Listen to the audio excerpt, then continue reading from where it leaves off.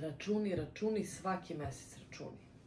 Voda plaćena, property tax je plaćen, struja, to je završeno, gas, to je Sloba platio online, ja mislim. Evo, sve na kuću ovdje, sve u dim.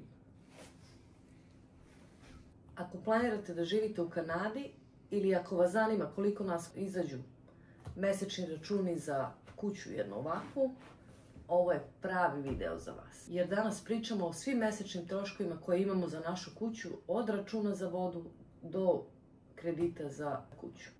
Tako da, drugari, pre nego što krenemo u našu papirnatu, računarsku, matematičku, fiziku, neku avanturu, vi stisnite zaprati, uključite zvonce, lajkujte, jer vas na našem kanalu očekuje još puno zanimljivih tema o životu u Kanadi. Prva stavka o kojoj ćemo pričati, i ona je nepromenljiva uglavnom od mjeseca do mjesec, vidjet ćete zašto smo prvo uzeli ovu, zato što druge stavke variraju od mjeseca do mjeseca godišnjeg doba, pričamo o vodi.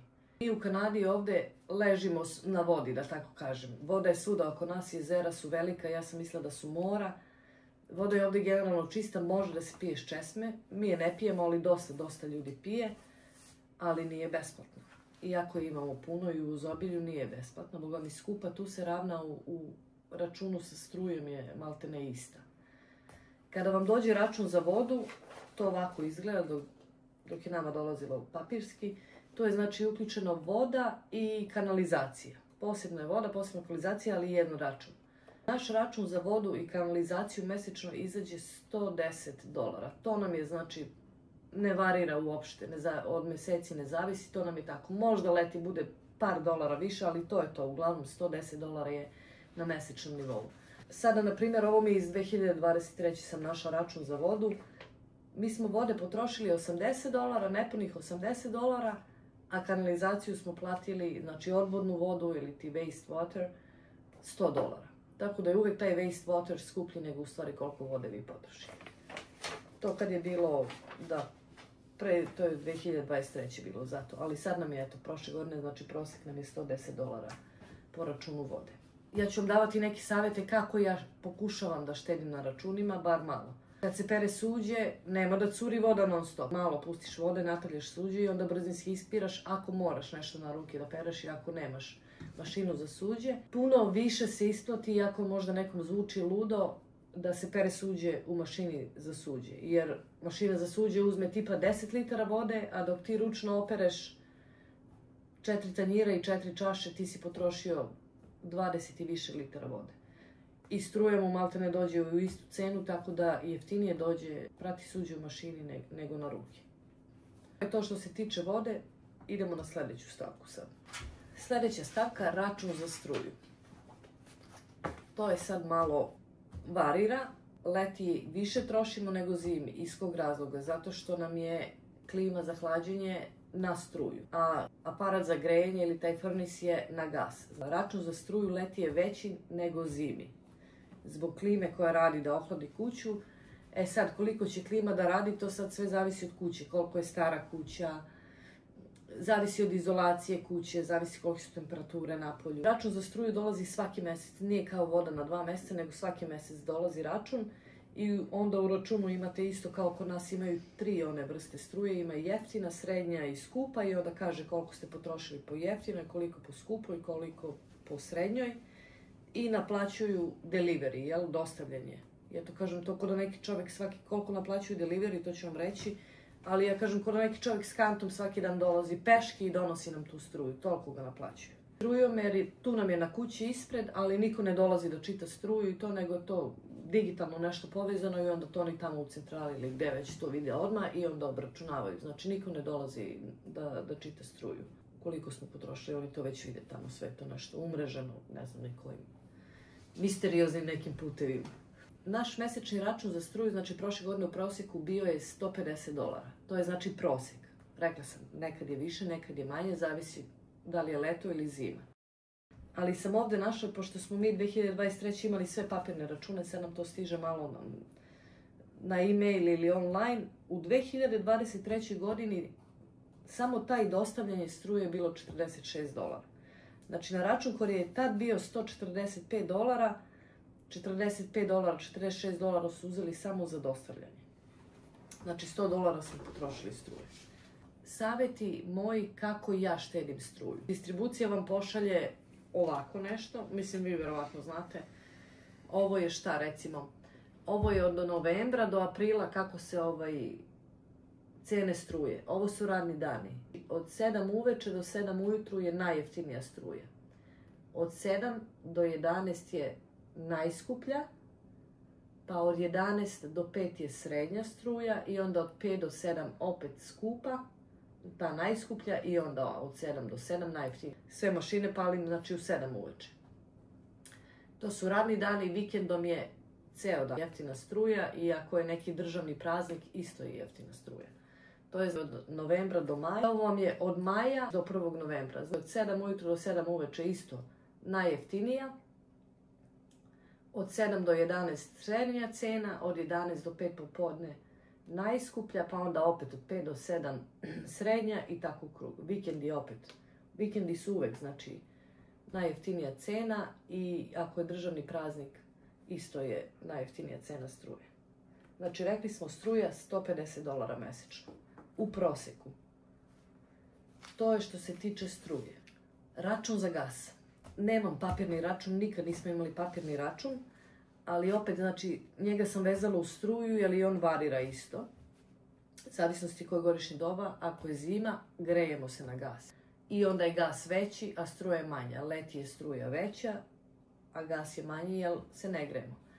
Ovdje se gas najčešće koriste ga za sve što mogu da ga koriste, ili isplativiji nego struja, ali najčešće znači grejanje i bojler. Mi imamo, u podrumu je bojler, mi nemamo u kupatilu bojler, veliki je bojler, pa malo manji, meni do ovde veliki, i ispod njega je onaj plamen koji non stop gori i greje tu vodu i dogreva.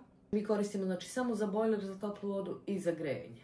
Neki ljudi priključuju šporete na gas, priključuju čak i ove mašine za sušenje veša na gas, sve to šta god mogu oni priključe na gas. Što se tiče očitavanja gasa, znači svaka kuća ima taj svaki poseban priključak na gas i ima svoj taj metar koji meri koliko ste potrošili i to ide osoba i ručno unosi u onaj kompjuter njihov koliko je potrošio gasa. Što se tiče gasa, naš račun u proseku, znači proseka, sad ću vam i reći, je $80. Ali šta se dešava?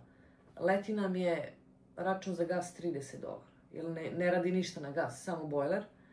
Ali zimi, Boga mi zna da ode i do 130, 150, nekad i više. Zavisnosti koliko je hladno napolju. Opet zavisnosti koliko je velika kuća, kakva je izolacija kuće. Sve to zavisi. Moj savjet kako ja, mislim ne kako ja štedim, nego kako eto da bude manji račun. Proverite prozore da li dihtuju. Ako možete, to je sad malo veća investicija, ali da se proveri kakva je izolacija kuće, to mora, isto zavisi. Ako nije dobra, znači mora se uraditi. Kad se uradi, onda mu dođete na isto sa računima i ono što ste uložili u izolaciju. I najveću grešku koju ljudi prave ovde, a ja njima ne mogu da objasnim, to ne možeš ti njima da objasniš. Oni isključe grejanje, odu na posao i vrati se kući u hladnu kuću i onda upale grejanje. I onda to radi i troši. Ne, ostavite na jednoj temperaturi da ono samo dogreva. Mnogo manje troši kad samo dogreva nego kad na hladno upalite odjednom grejanje i onda ono radi, mnogo više troši. Ali to ljudi ne razumeju i znači to je sigurno. I kad namestim ja to grejanje, ne namestim da bude automatski, nego namestim da mi miksuje vazduh. I ovo je iz kuće sa novim, znači ovo je u kući već topao i samo ga dogreje. Ako vi namestite automatski da ono samo greje, to je već, postane vrućina, račun ode u nebesa. To je to što se tiče grejanja. Sljedeća stavka o kojoj pričamo je property tax, ili taksa na imovinu, na kuću i okućnicu, znači dvorište. Ali ostanite do kraja, imamo još par stavki i onda ćete saznati koliko mi plaćamo ratu za kredit za kuću. Šta je taksa? Property taksa, to mora da se... Kad čujete Kanada, Amerika, znači sve možeš, ali taksu da platiš moraš. To je taksa na kuću, okućnicu i zavisi od lokacije gde se nalazi kuća, zavisi kolika je kuća, kad je zidana, zavisi koliko dvorište imate. Zavisi, ako imate bazen u dvorištu. Račun za taksu vam zavisi od mnogo nekih faktora koji ako hoćete da provalite baš i ne možete.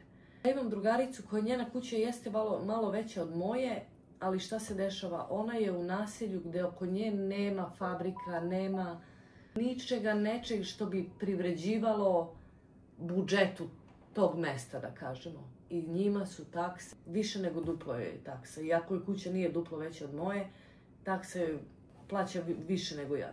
Duplo ili više nego što mi plaćamo.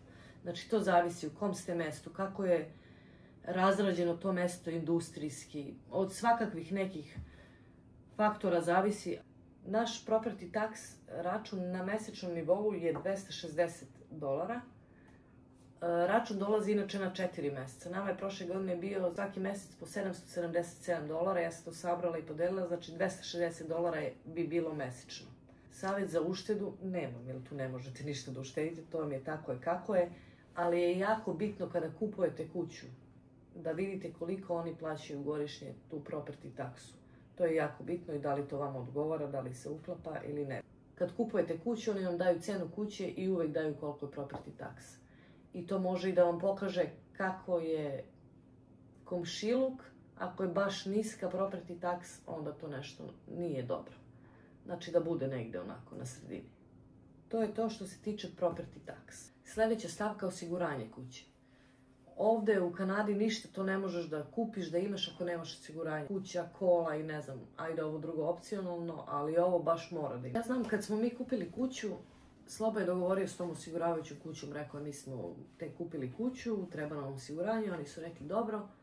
Eto ga jedan dan na vrata čovjek poslali oni čoveka svog i onda on ide kroz kuću. Nosi neki svoj spisak i tako samo čekira. Ide nam kroz kuću, gledao nam je plafone, gledao nam je koliko soba imamo, silazio je dole u podrum, gledao je u kakvom je stanju taj veliki bojler, koliko može da vidi.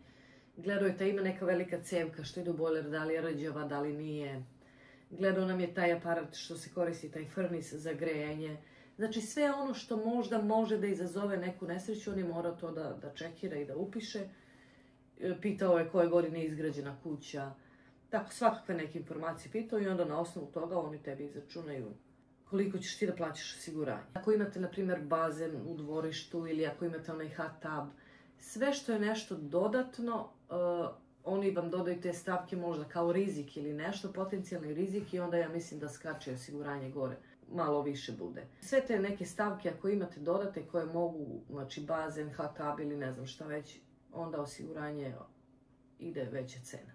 Naš račun za osiguranje za kuću iznosi na mesečnom nivou $80.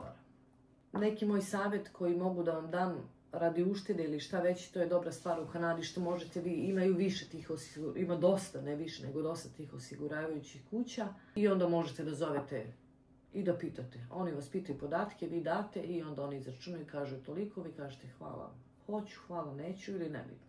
Ili nađete jednu agenciju koja sarađuje sa više, koja ima uvid u više osiguravajućih kuća i onda ona može to da vam nađe. Posljednja stavka i najveća, ono kad nam se tresu ruke, kredit za kuću. Kredit za kuću, kad saberemo sve ove račune koje mi plaćamo na mesečnom nivou, nisu ni pola od rate za kredit. Znači, to je najveća stavka koja se plaća, koju svi u Kanadi plaćaju, naravno.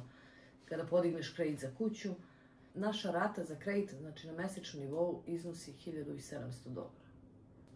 Savet za uštedu. Najbolje bi bilo kad biste imali što veći taj down payment ili da uložite u kupovinu kuće. 5% je mora, sve preko je super, onda će vam rata biti manja.